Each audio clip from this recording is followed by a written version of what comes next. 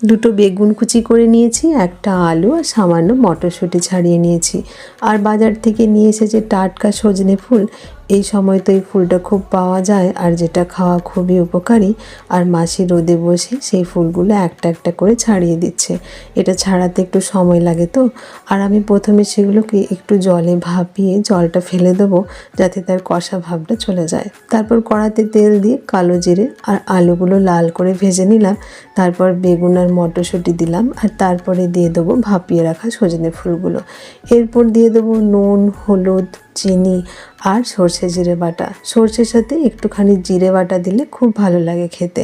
আর ভাজা হয়ে গেলে দিয়ে দিলাম জল, আর সেদ্ধ হয়ে গেলে দিয়ে দেবো 1 চামচ সর্ষের তেল।